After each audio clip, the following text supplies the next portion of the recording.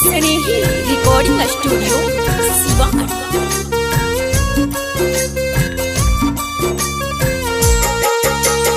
अमन अमन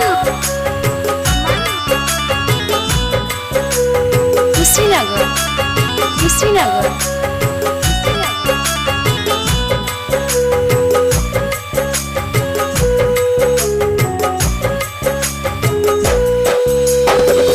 जुदा हो के हमरा से कैसे तू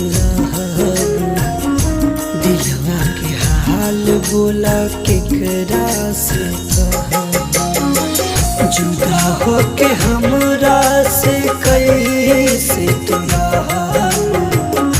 दिलवा के हाल बोला केकरा से सुरहो सिंगार भले के तनोले करबू पावेला प्यार हमर बहुते तरह जुदा हो के हमरा से कैसे तू दिलवा के हाल बोला केकरा से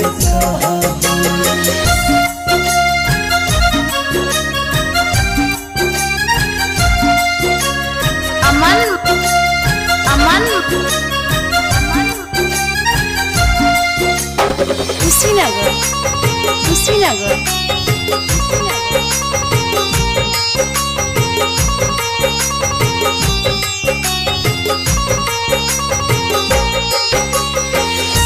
कोनो सितम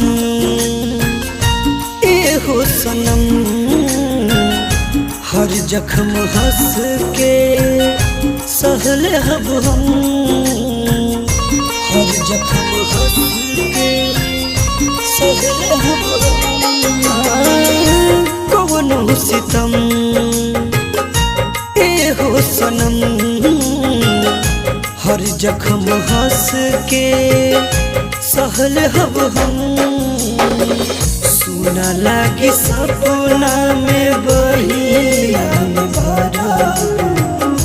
दिलवा के हाथ बोला केकरा से कहा जुदा हो के हमरा से कैसे तुरा दिलवा के हाल बोला केकरा से कहा अमन अमन कुशीनगर कुशीनगर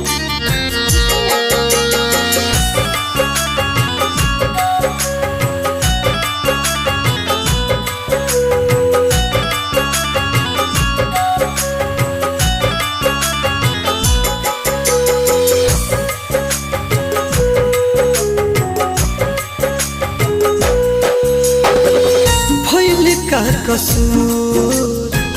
कह के मजबूर जात बारू इतना हमरा से दूर जात बारू इतना हमरा से दूर भइल का कसूर कह के मजबूर नीरज धीरज से